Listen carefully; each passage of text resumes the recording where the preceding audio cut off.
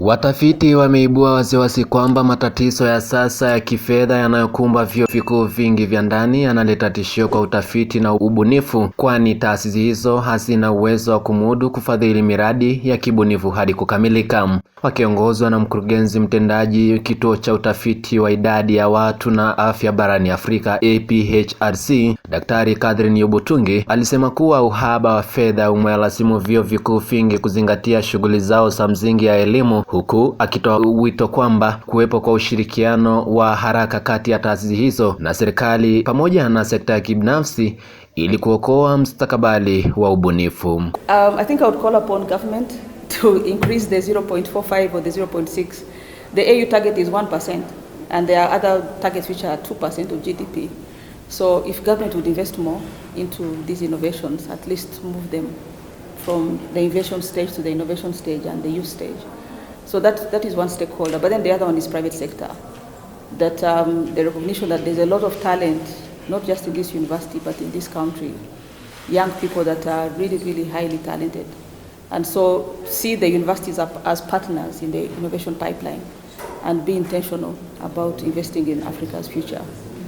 Because it's easy to see innovations from elsewhere, which are already fully baked, and we adopt them, and yet we have our own innovations that just need a little bit of investment to be fully baked.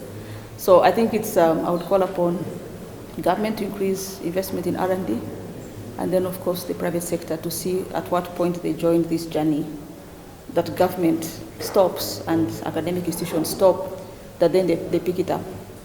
And I think for African countries is to see investment in research and development, not just for the technological and innovation things that come out of it, but even as a source of employment.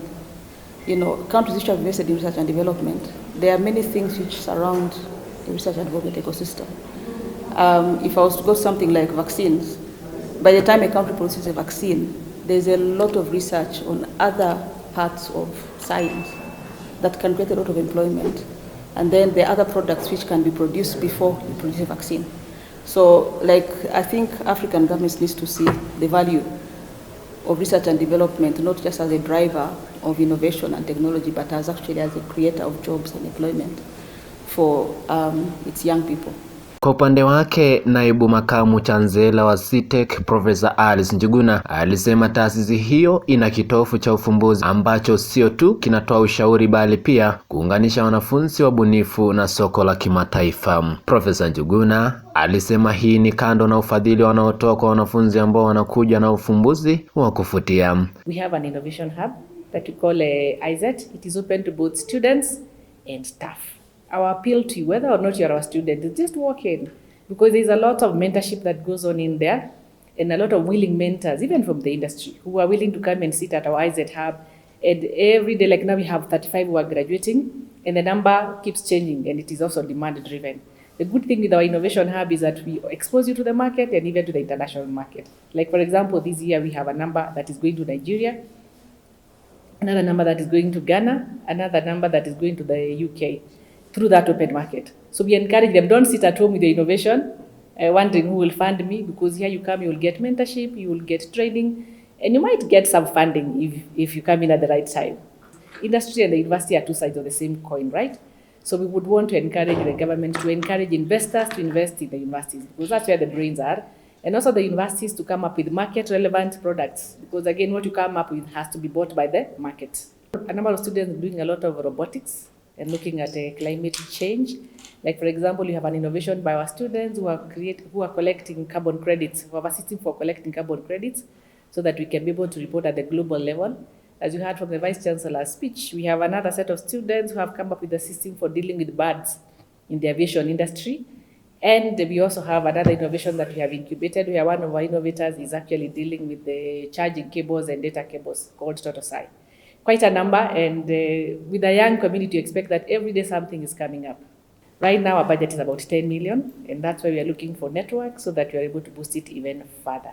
Our kitty keeps growing depending on the demand, and sometimes it is even ad hoc, depending on what is going on. Like, for example, this year we had to do a quick change when we realized that artificial intelligence is what is selling in the market, and we had to change the Vice Chancellor's innovation kitty so that we'll be able to support that.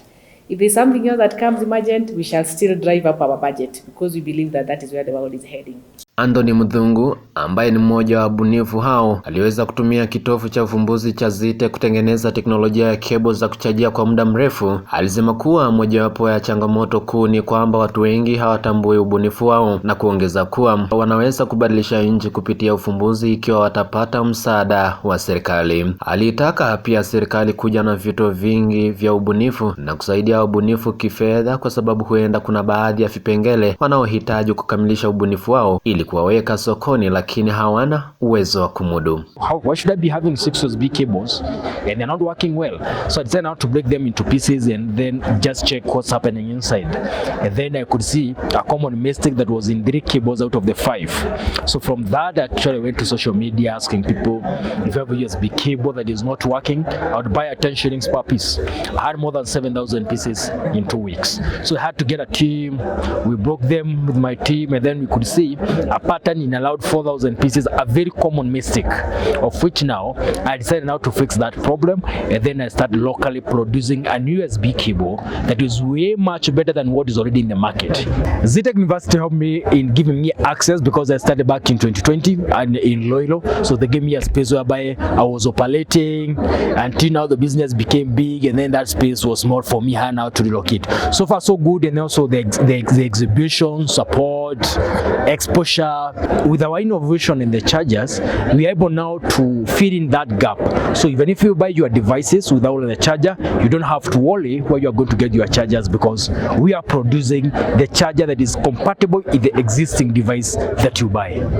The challenge that we face as a business is lack of spacious industrial park whereby we are able now to produce, and especially even if it's just spacious, affordable industrial park. And also we also struggle now from the high cost of electricity, which is also becoming, because most of our production requires a very heavy production machineries, and also heavy taxation. The government can assist us in what we are doing by probably linking us with other institutions that are locally producing other electronic devices that requires these chargers that we are producing. The charges of innovators is just simple. Number one, nobody believes in what you are doing, especially if you are building a new product. Nobody else have ever seen this. You only see it on a TV.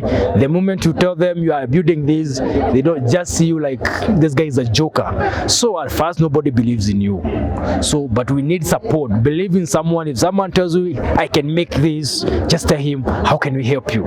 Also the government need now to support in other entrepreneurs or innovators, me and others, because we are capable of building a solution that is even sustainable. But for now they are far away from us, but we look forward for them being close to us. Nikiripotia runinga ya KJ Live kutoka chuo kikuu cha Zetech iliyoko Mang'u, kaunti ya Kiambu, jina langu ni James Koipatek.